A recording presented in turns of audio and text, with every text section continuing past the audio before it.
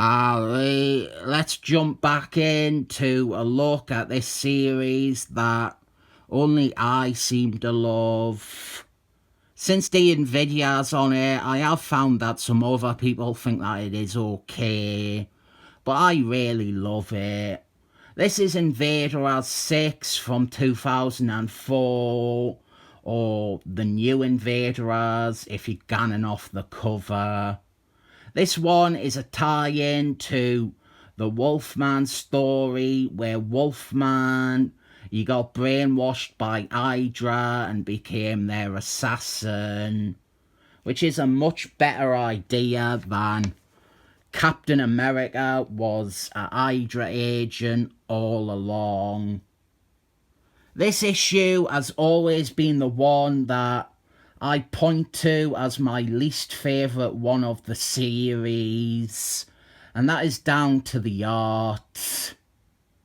It isn't bad, the art is actually good.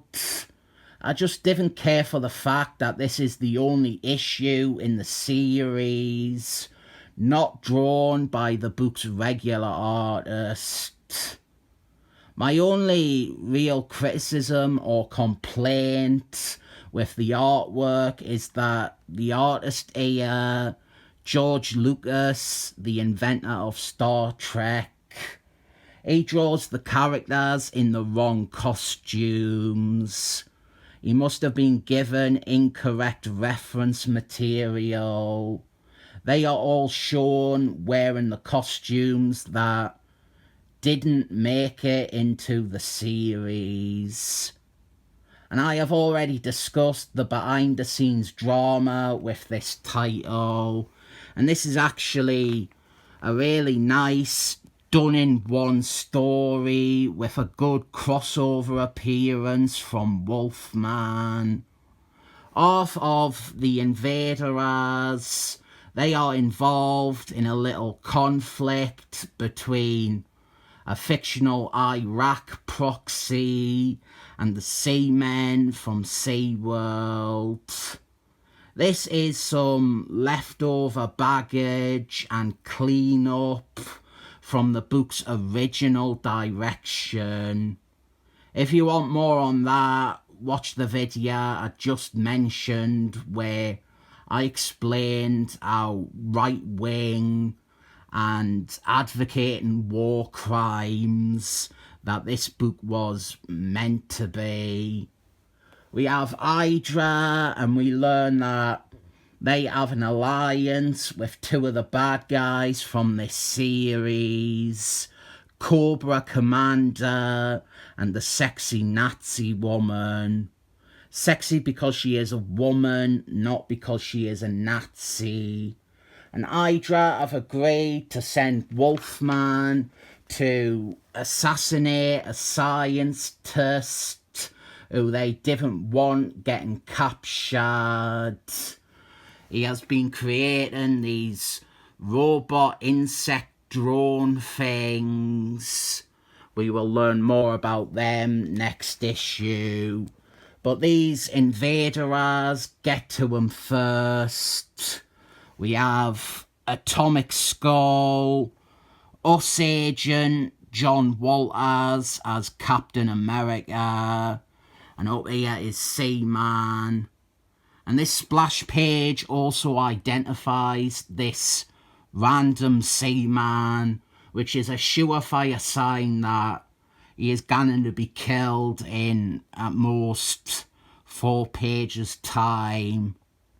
We only have these 3 members of the team here because the rest are off on a mission, which we see in issues 4 and 5. But I have not reviewed those ones because they involve Draculas, and Draculas scare me to my boner. So the Invaders, they capture this scientist man, and that is when Atomic Skull starts having a dialogue with that random Seaman from the splash page. This guy, this Seaman, He was in other issues briefly, so he's not entirely a random red shirt that they have introduced here to get impaled by Wolfman. Between this and New Thunderbirds, I think it is the case that the books that tied in with the Wolfman Gans Evil storyline might have the most consistent quality of any crossover tie-ins ever. As far as I know, this and that, they are the only books that tied into it. I think it was mentioned in a bunch of Excellent Men's, but these are proper tie-in stories, and the two of them are pretty brilliant comics. What we have now is Heroes versus Wolfman, or mainly Seaman versus Wolfman, and I love this fight because Seaman gets his arse kicked. This is a bit much for an advert, didn't you think? A bit graphic and scary for an advertisement. And the worst offence of all is it isn't remotely clear what it is advertising. So yeah, Seaman, he gets clobbered by Wolfman, which is very amusing. But it does mean that the other two members of the team are able to secrete the Professor Man away. And then we have a quick little bit with Plastic Man, the dodgy leader of this squad of heroes. He brought this version of the Invaders together. And as always, he is dodgy here. And he makes it clear that his priority is getting the Professor back and interrogating him. And he doesn't give a flying fig about Seaman.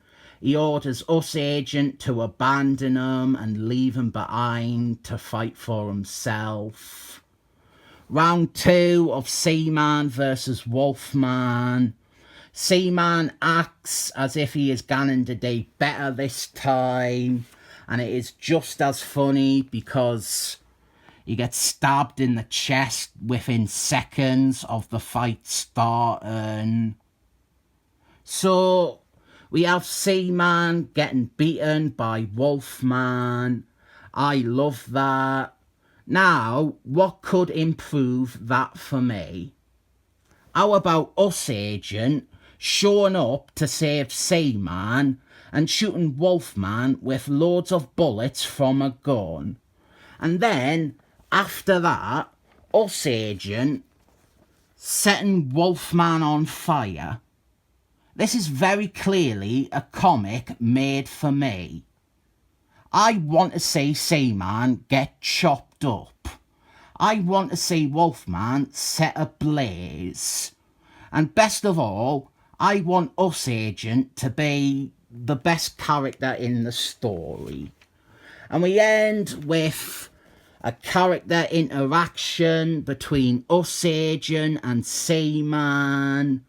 Seaman, he has been dismissive of u.s.agent for the first half of this series. He has thought little of him for obviously just taking the name and the costume of Captain America.